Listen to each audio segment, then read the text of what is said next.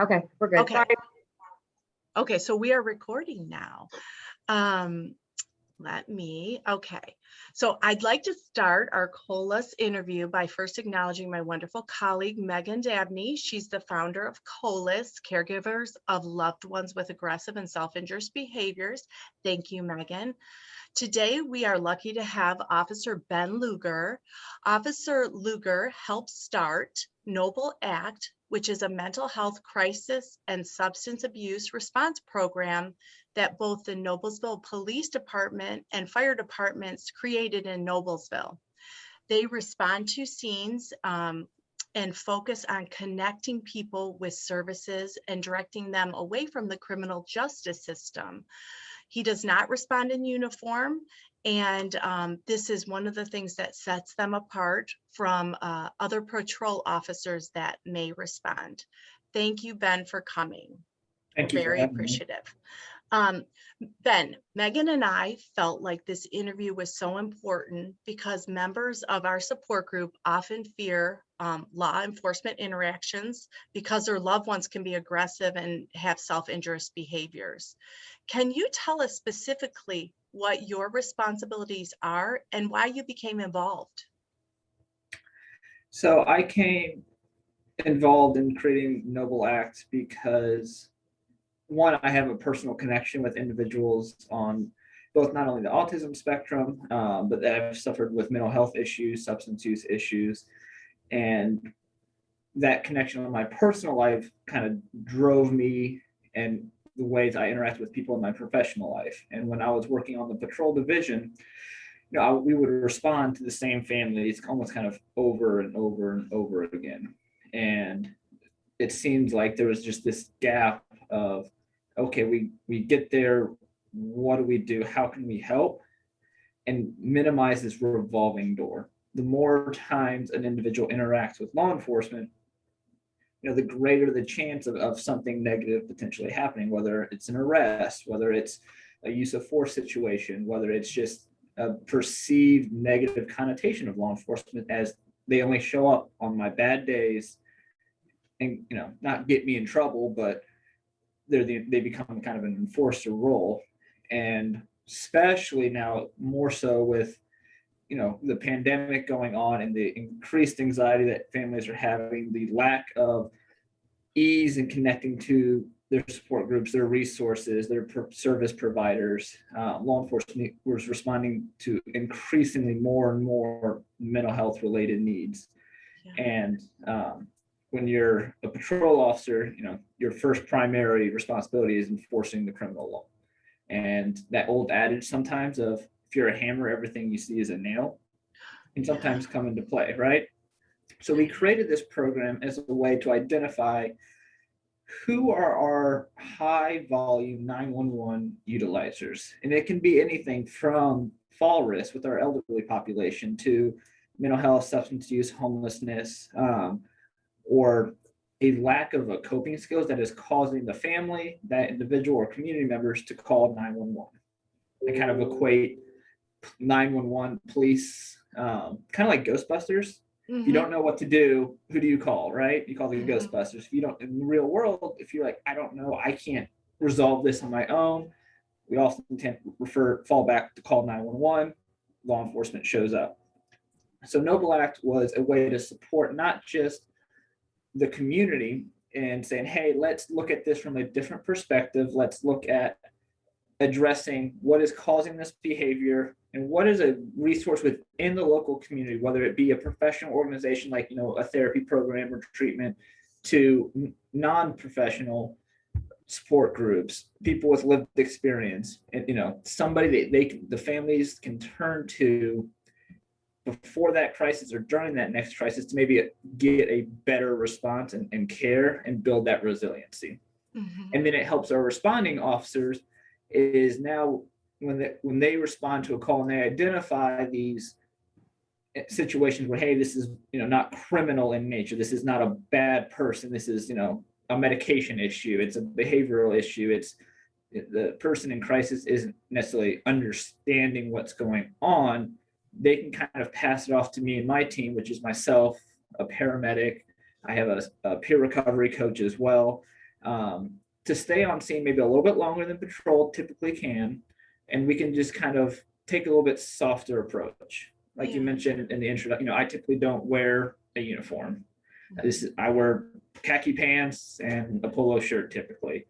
Just again, anything I can do while remaining safe, reduce just the anxiety level, get our evolved brain kind of back online, our prefrontal cortex to logic and think, and we'll resolve that crisis the best we can, make sure everybody's staying safe.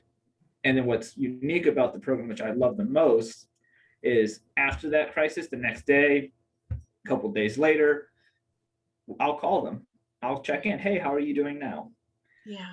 I saw even if I didn't respond, and patrol was able to take care of that issue for whatever reason, it's nice to get somebody to call you back and say, hey, are you okay?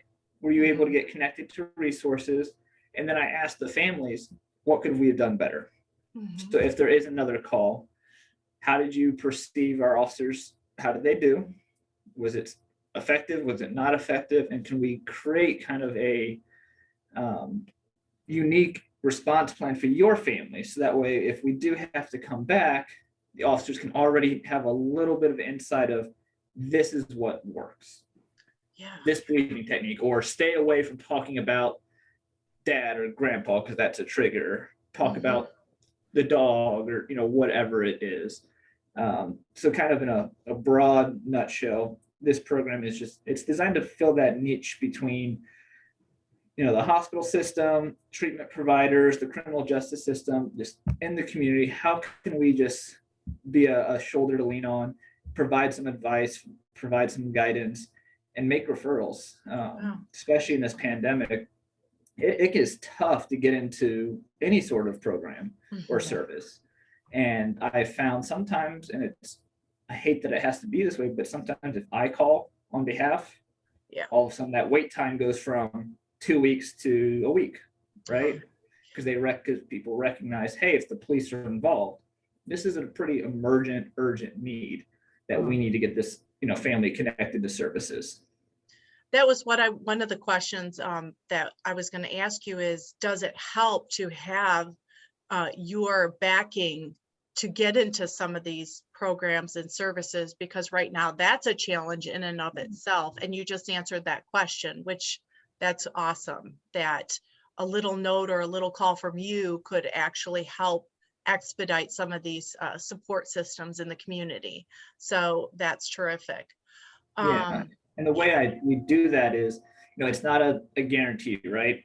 At the end of the day, it's that provider. But, a big aspect of my program and what I spend a ton of time doing is, I don't have just a list of resources, I want to have a connection and a personal connection with each resource. So I have a point of contact. If I'm calling, our local community mental health agency, which is Aspire here in Hamilton County, I have several points of contact that I don't have to just call the main line. I can call Joey, I can call Steve, I can call Susan, high up, medium, low, and get, that personal one-on-one connection. Because a lot of times it's about who you know, to get people in. And that's where I have connections throughout central Indiana to help try at least expedite or explain and advocate on behalf of the family.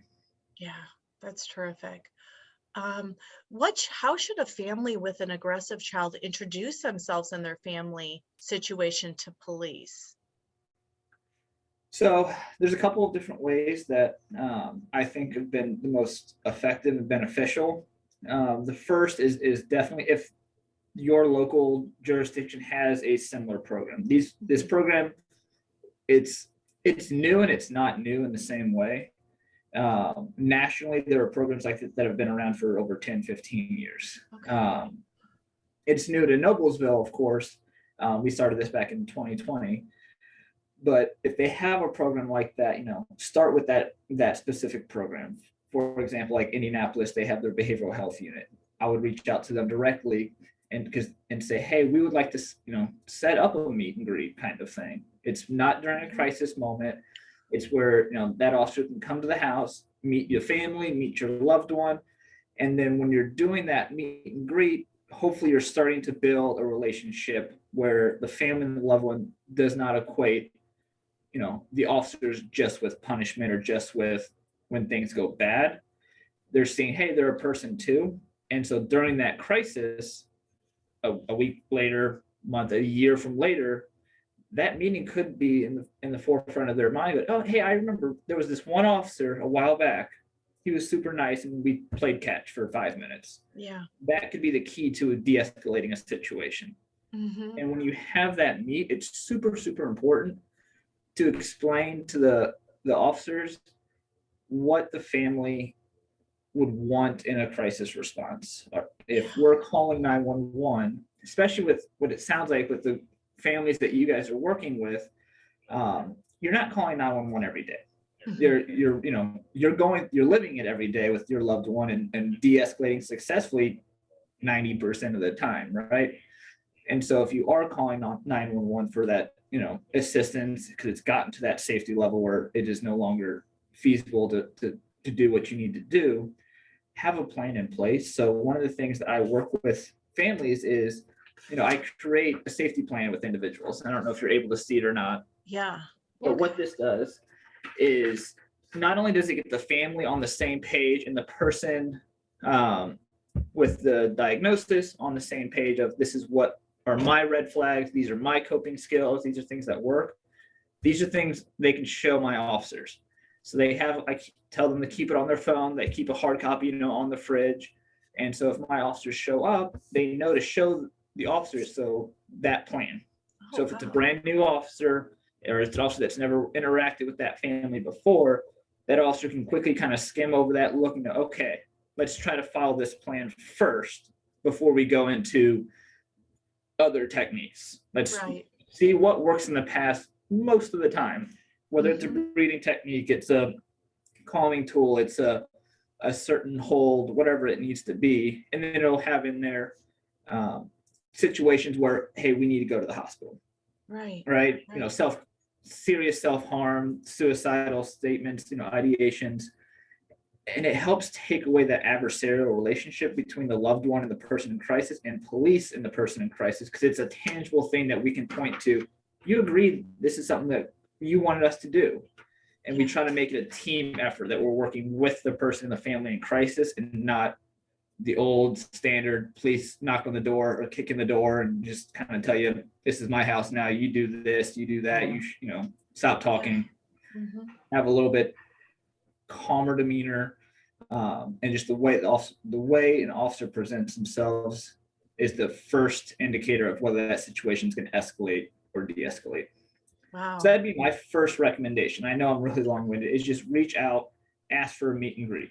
No, that's really right. That's super important, because that was what would you recommend first? And you just beautifully answered that question. Meet and greet. Ask for a meet and greet.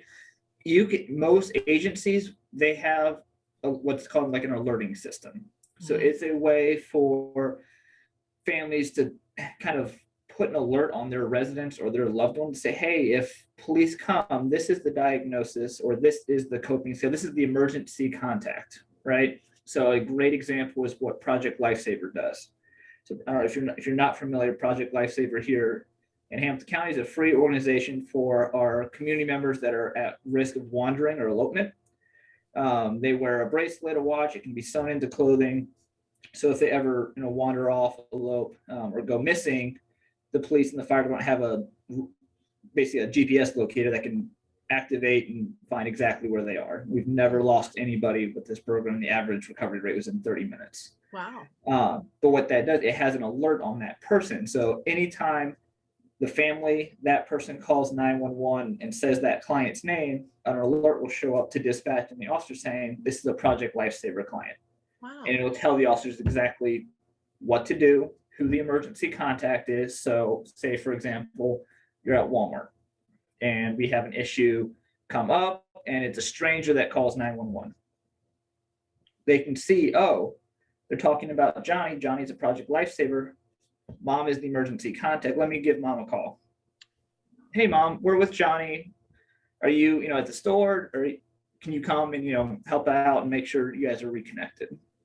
Yeah. So when you have that meet and greet, ask about if they have an alerting system that can kind of just give those officers a little bit of an insight into what you want them to do. and who to call if there's ever an emergent situation or there's ever a need to provide some sort of additional assistance. Other great opportunities to do meet and greets are if they have PR events. Coffee with the Cop is a big one that we do, where community can just come hang out, have donuts, have coffee, have, you know, a soda with an officer and just talk about anything and everything, right?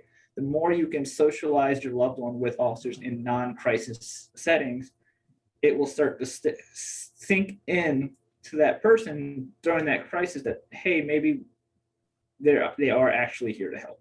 Yeah. And you're not just instilling that fear of, because they only show up when I'm having a bad day. They only show up when they see me at my worst. We love seeing people, you know, that are having a great day and are able to say, hey, man, I know you saw me last week and I was struggling, but I got a new job today. I love those stories. Those are the parts that keep me motivated and working. Yeah, that's awesome.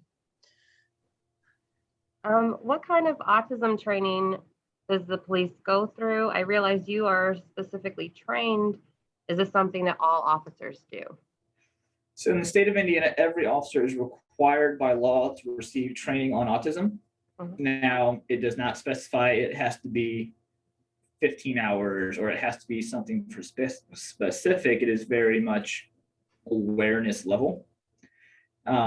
Thankfully, with my position and the resources that we have, our officers receive quite a bit of training in terms of autism, not just on common signs, symptoms, interventions, but even more specifically into the resources. And that's the thing that statewide, I think a lot of officers miss is we get a ton of training on recognizing, hey, this person may be exhibiting signs of X, Y, or Z diagnosis.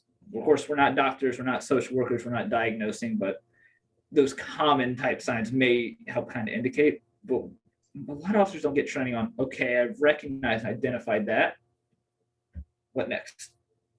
I've identified you have autism. I identify that you have schizophrenia. Because each one has a specific and unique kind of intervention tactics and concepts to address. And, you know, with schizophrenia, not wanting to, you know, argue or buy into delusions, because that's going to, you know, become a block and a barrier to that rapport. So we teach a lot of our officers on not just recognizing it, but what is out there. So we have connections with our 4 local ABA centers for autism, our community mental health agency, Shepherd Center. And so they know who to call, who's an expert in that area, to say, hey, we're with Susie. I think she might be, you know, going through a crisis. You guys kind of specialize in this crisis. How can we work together as a team? Right. And that's where our new program that came in actually after we had our first kind of reach out, we now have access to a trained clinician virtually. Oh, nice. Through our community mental health agency. So we can now on scene, I can tap in and have an actual, you know, master's level clinician see what I'm seeing and help me to identify what's the best course of action. Wow. And I also use this for follow-ups as well.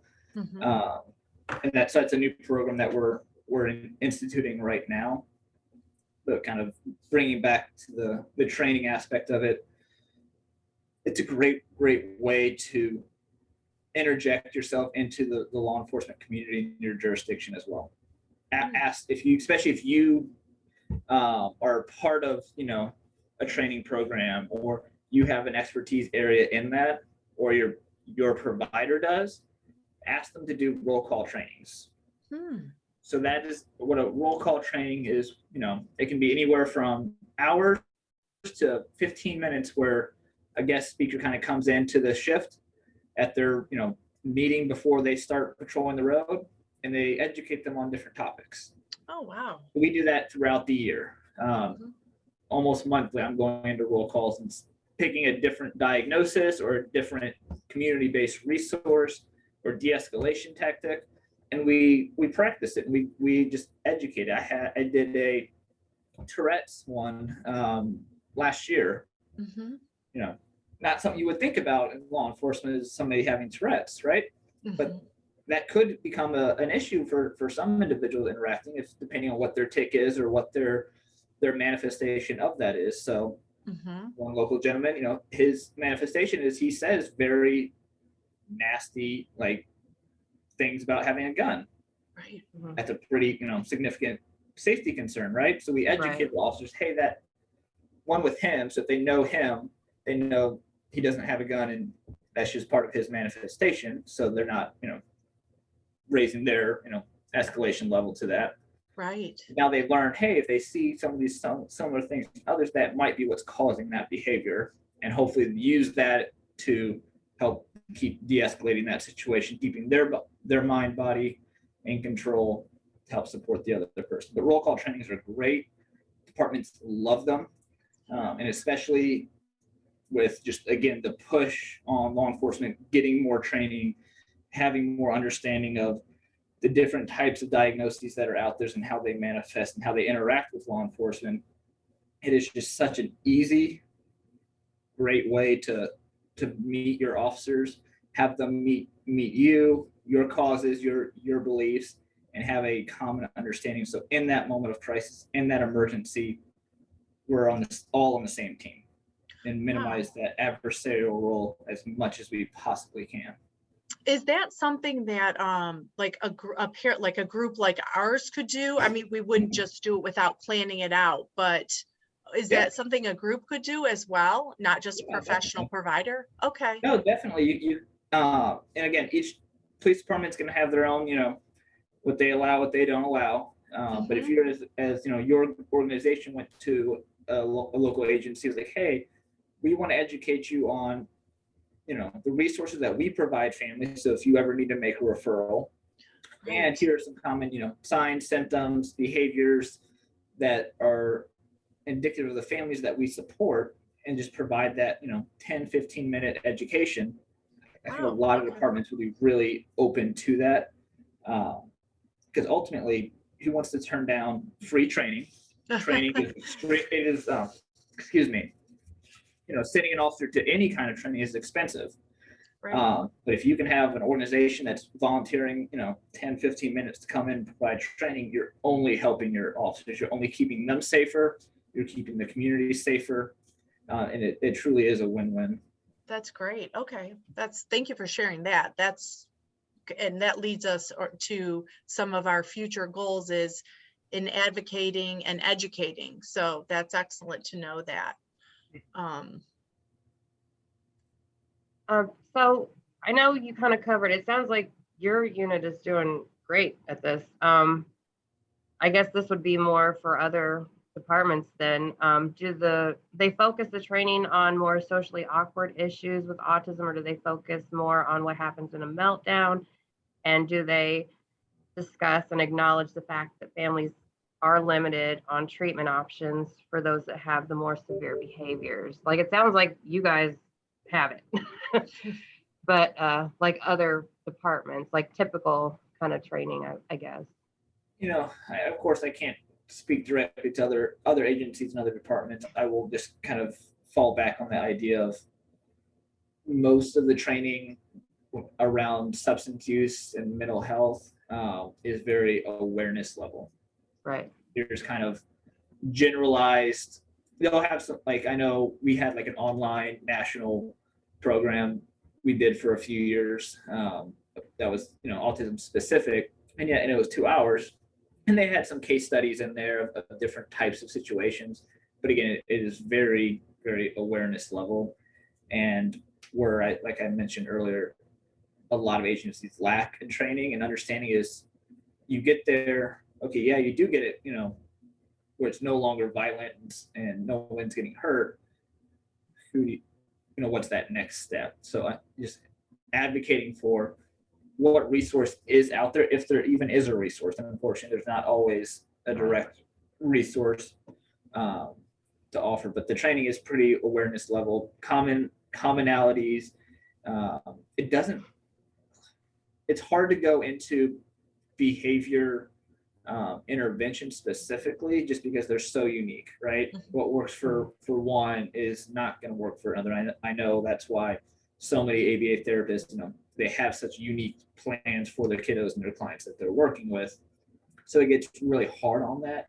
We do kind of fall back onto utilizing, de-escalation techniques, time, space, vocal inflection, and, open hand gestures anytime that we can, and waiting until it's absolutely necessary to go hands-on. Yeah. Sometimes that's going to be required based on what's going on in that situation. We do want to utilize that last resort if at all possible, not just with mental illness, but anybody that's in crisis mode for whatever reason. The moment you enclose a bubble or you put a hand on somebody, it's automatically going to make that situation escalate. So we definitely want to utilize that last resort when we can. Yeah. You had mentioned Project Lifesaver, which is great. We have mentioned it before, but it's great. We'll put it on our resource board as well, along with the resources that you sent to us. We have heard about Smart 911. Have you been aware of that, or Yes. do you know what that is? So Smart 911 is a free application that you can download on your phone. Now it is county specific. So here in Hamilton County, it's active and it's workable. If you're in, say, Randolph County, I don't know if they have that in there as part of their dispatch program yet. But when you download that app, you'll create an account, and you'll put in as much information as you want to give. So when I downloaded the account for my family, I put in, these are our vehicles. We have 2 dogs. So if there was a fire, firefighters know, hey, please save my puppies. Like, I don't know what I would do without them.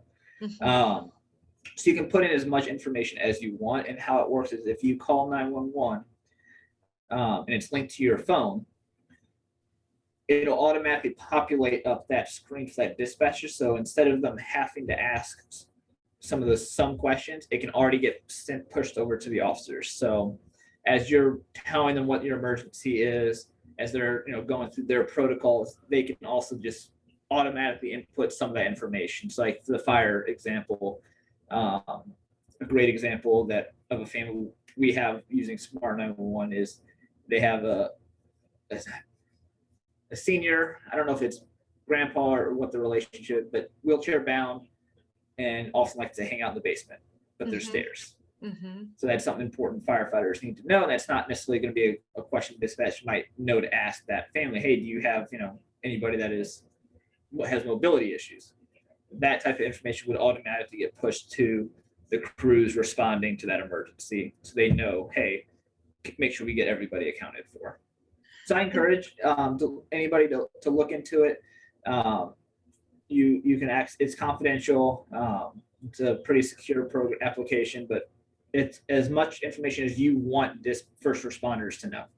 So everything is voluntary on it. You're not required to say anything on there, but I'm big proponent of the more first responders, police, fire, EMS know before they show up, the better prepared they can be to provide the right kind of care. Yeah, that's helpful. That insight. Yeah. So just call like your non-emergency police department and ask if they're part of it. Yeah. Okay. Yep. So if you just call your local agent, say, hey, does your dispatch center use Smart 911? And then, and I'm pretty sure it should, the app, if it hasn't changed, it's it looks like a green lock. Oh yeah, I got it on my phone. I didn't know it was like a county specific thing, so that's good to know. Do you have any de-escalating techniques that you can teach parents, like blocking techniques for when their loved one is in a meltdown? I know I did something a long time ago, and I feel like there aren't a lot of trainings on this for parents, but like, for example, if they bite, kind of push into the bite and not like rip away, because that'll do more damage, like anything like that for when it kind of gets a little aggressive. Or not really. I mean, because it's going to be based on what your comfort level, what your skill level is. Anything, if you can be behind somebody, that's going to be the safer position for you to do. And so like my wife, who was an ABA therapist for a long time, she would talk about, you want to deflect, right? So if it's a punch, if it's a kick, and we train our officer, this is, you just want to tap it. It's just a tap that directs it slightly off one way or the other. And that will, one, keep you, safe, so you're not getting that direct punch, kick, slap, but also it does protect the person in crisis themselves as well, because it's not a hard stop, and that's where you can get bone breaks and things of that nature. Right. I know some families, they utilize weighted blankets, and they literally just do bear hugs and wraps, and they'll do pretzels where they'll fold arms, fold legs in and sit there. Schools do that quite a bit. There is an organization called CPI, and it's Crisis Prevention Institute. I do know they do some trainings on kind of the idea of de-escalation, both verbal as well as like defensive tactics. And that might be something to look into. I don't know if they do like individual, like families, or if it has to be like an organization based stuff. Is that a local or a state? It's a like national company. Okay. Organization. Okay. The distance is always your friend. Distance is always your friend. And it, one of our trainings that we do for traffic stops is you'll literally see the officer just running around the car in circles, right? Yeah. And as bad as it sounds, a TV can be replaced, a door can be replaced, a human cannot be replaced. Right. Distance is your friend. Is if you don't have to intervene physically, but you can just keep moving around, that's going to create you that distance, so you're not physically, being attacked, but also it takes a lot of energy to be violent. It takes a lot of energy to be in crisis mode, and nobody can sustain that forever.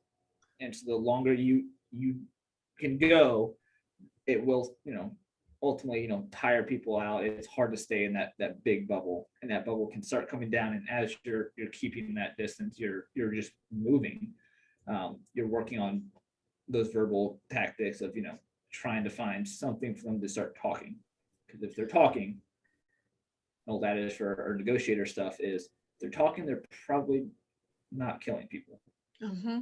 Right. Those are really helpful tips for parents and families, actually. If you could even just write down those, all of those are super helpful.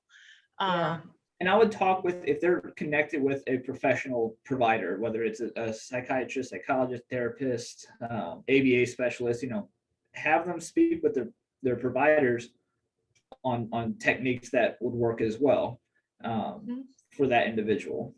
Because I'm sure if they have a therapist that's connected with them,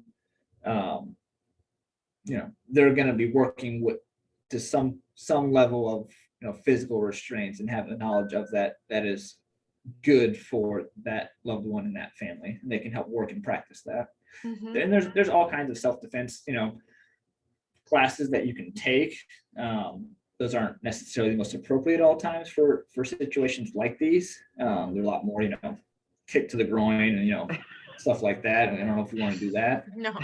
Yeah. But the more knowledge you have on just researching what's in your local area in terms of defensive tactics, you can ask your local agency if they have a physical tactics instructor.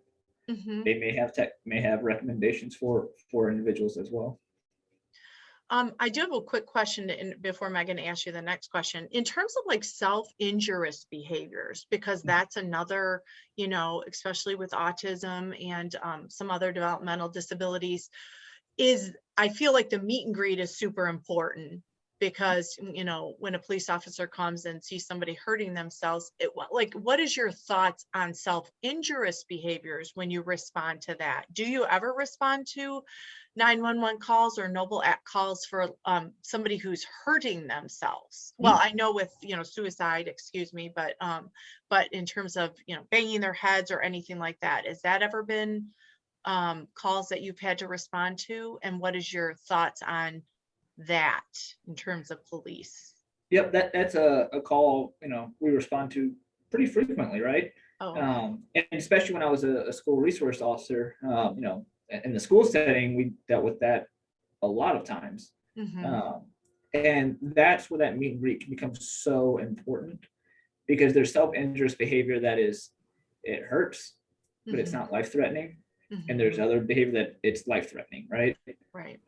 And so as the responding officer, you'll need to quickly, in judgment call, determine, is this behavior, is it getting to the point where I have to physically intervene right now, or can we keep trying to, deflect and distract, and or even let them tire themselves out a little bit. Right. Like head banging against, a concrete wall is a little bit different than, head banging against the couch. So that's going to adjust and change things a little bit.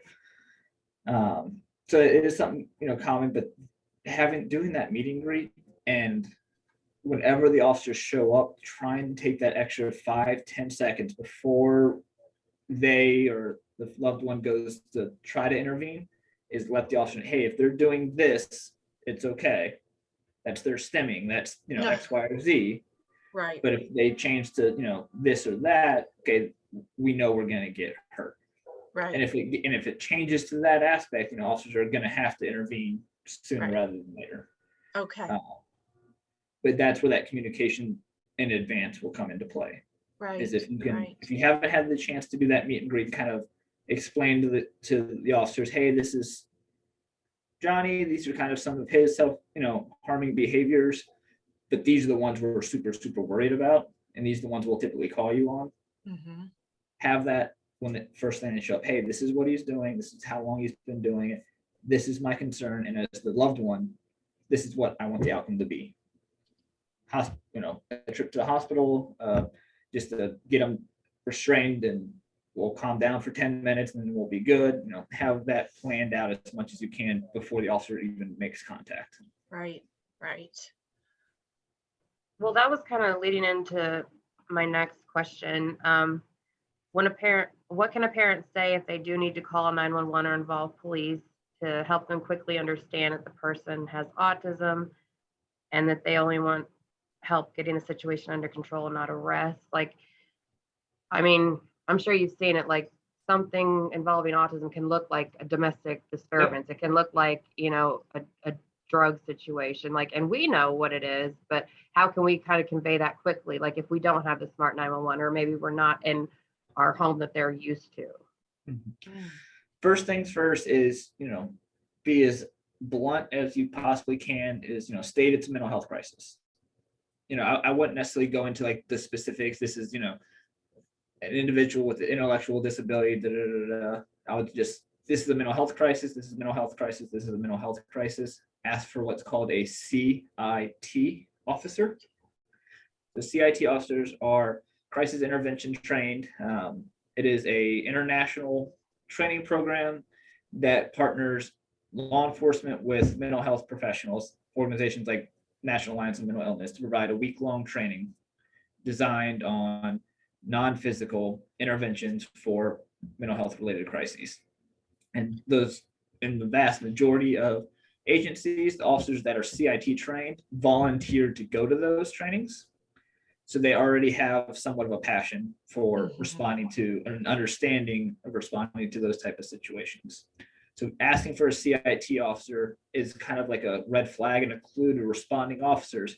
Hey, if they're asking for a CIT, okay, this might be mental health related, not necessarily battery, crime related, right? Right. Because the call type might be told to the officers, you're responding to a physical disturbance. That has a different mindset in a lot of officers' minds of, if I'm responding to a physical disturbance, I'm picturing somebody's getting beat up, it's a crime, it's battery.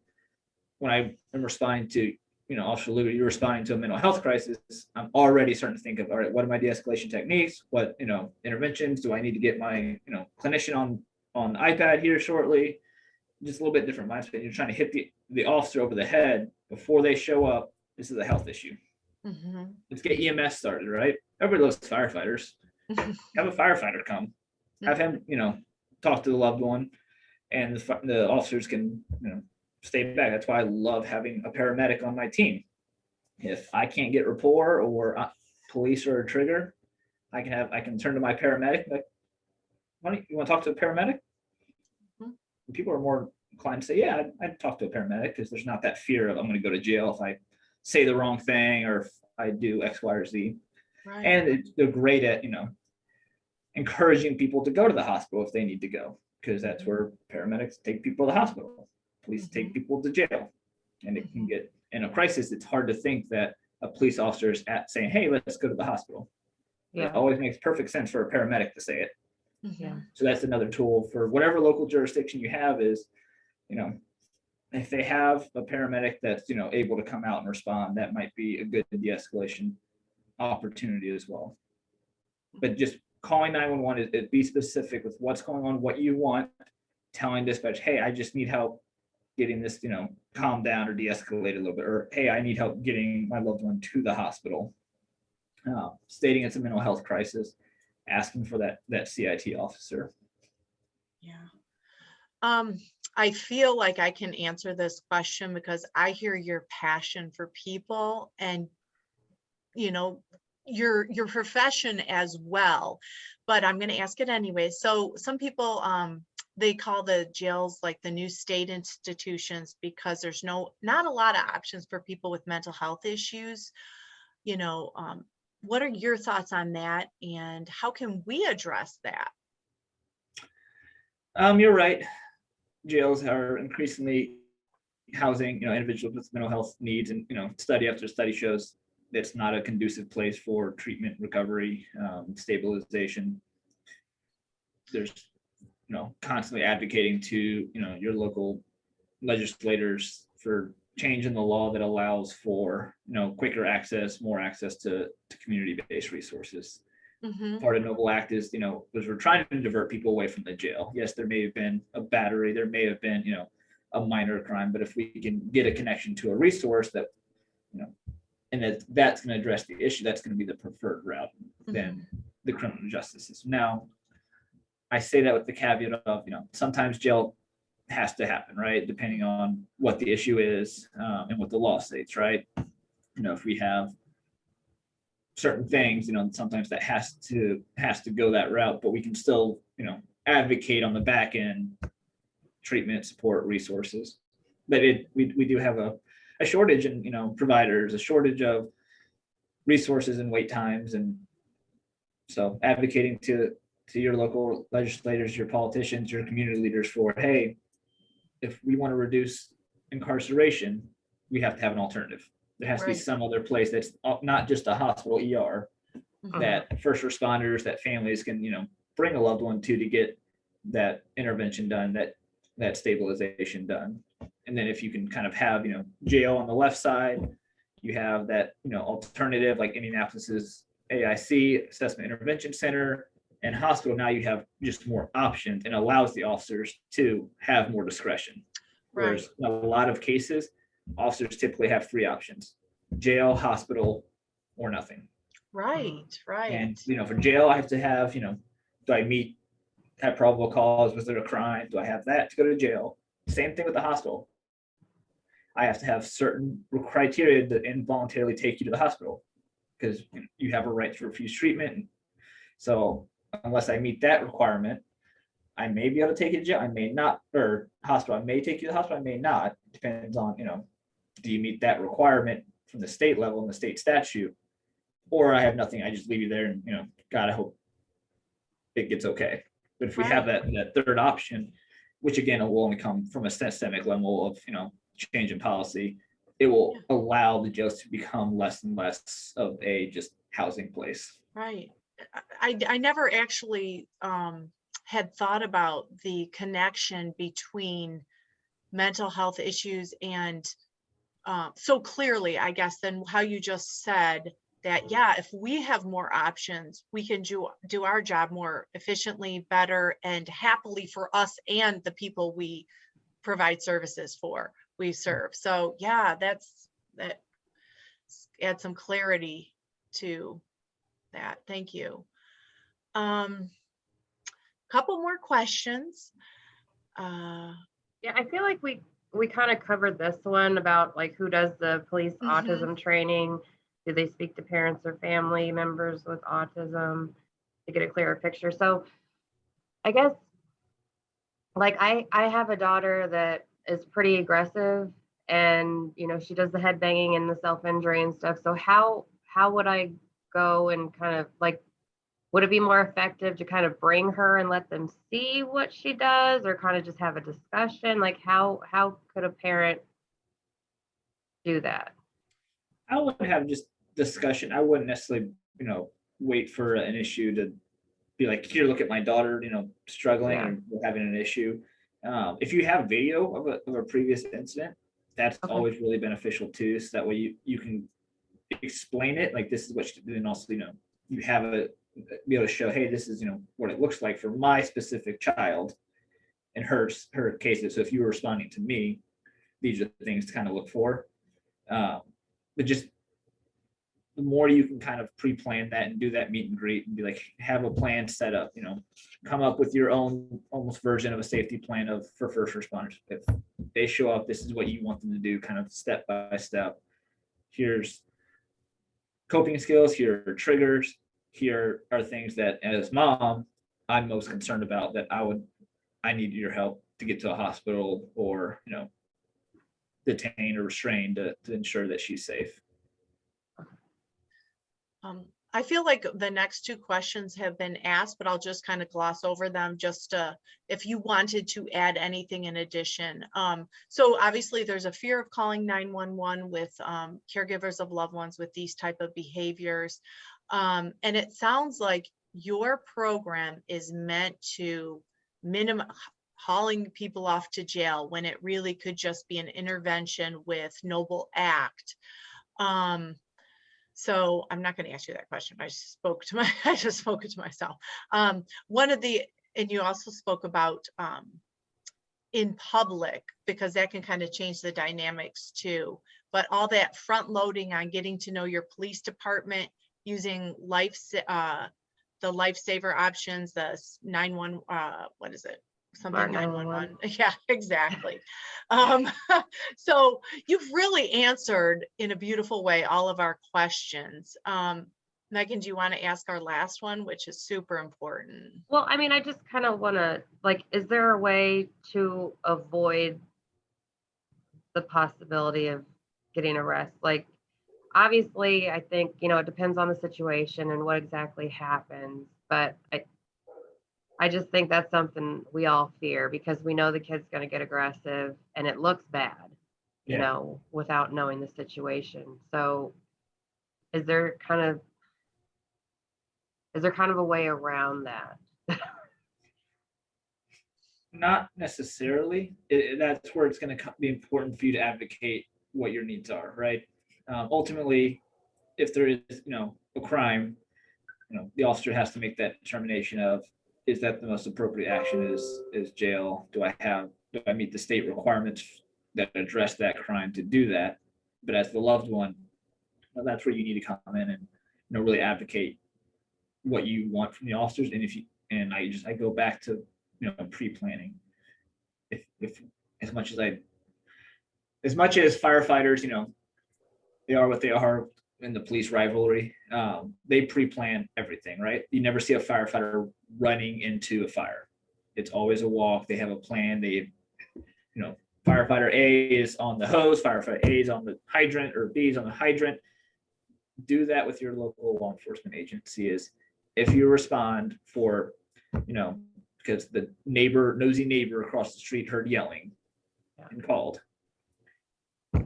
These are my wishes whenever you interact with my loved one. Just have that conversation up front. And if you have those meet and greets with your local agencies, you have the alert set up on your residents, on your loved ones. If you have a safety plan in place that is, first responder specific, I think that would give officers more benefit and ability to maybe not have to necessarily make that arrest. But ultimately, they're going to have to still follow whatever their policy is for their agency. And if, like, for example, if a felony happens, policy says I have to make that arrest. Right. So just having that conversation with your loved one or your local agency pre-crisis can go a long way to just having that connection. So that way, when the officer looks at you and goes, what do you want to have happen? Do you want them to go to jail or what? your opinion, your advice will go a very long way. Okay. So if our police department does not have a unit or officers like you, what can we do to get that put in place? I'm sorry, you cut out. Oh, sorry. If our police department does not have a unit or officers like you, what can we do to get that put in place? Speak with your administration, speak with the city or the governing agency, whether the county, the local city. Try to identify officers that have gone through CIT training. If you have an SRO program in your school district, speak with those officers, because they're going to have connections with the school social workers and counselors and teachers. And just, you need to start picking out who has a motivation to it. It's not going to be successful if the city, appoints Officer Smith to say, just do it. You'll need somebody that has a passion for it. It is a growing trend. There are agencies as small as, a couple officers having programs like this. It is, NYPD, IMPD, LA have programs. So it is not, you don't have to live in a big city to have a program like this. It just takes having an officer that's, has a passion for it. And they'll need to hear from the community members that, hey, this is what we want. So data drives everything. Data drives money. It does cost, the department money to have this program. So if you can, speak with them about how many mental health runs is your agency going on, how many times are they doing what's called an immediate detention, that's where they involuntarily hospitalize somebody, how many times are they running on overdoses. That data can help educate the chiefs, the sheriffs, the administrators. Hey, maybe a program kind of similar to NobleAct might be beneficial and help the department in the long run. You always kind of want to phrase it, what's going to help the department a little bit. So if you can use that data to show, hey, if you create a program like this and you spend, maybe some money up front, you'll actually save thousands of dollars on the back end by not having to respond to Susie's house 5 times in a week. Now that response is going down to once a month to once every few years. And you can start seeing that, and it actually shows financially, not just anecdotally. I didn't say that right. In the stories of successes, but you'll see it on spreadsheets in dollar amounts as well. Are you? I'm assuming you're tracking your data and you're starting to measure that stuff. And when are you hoping, or do you already see successes? What how does it look like for your program?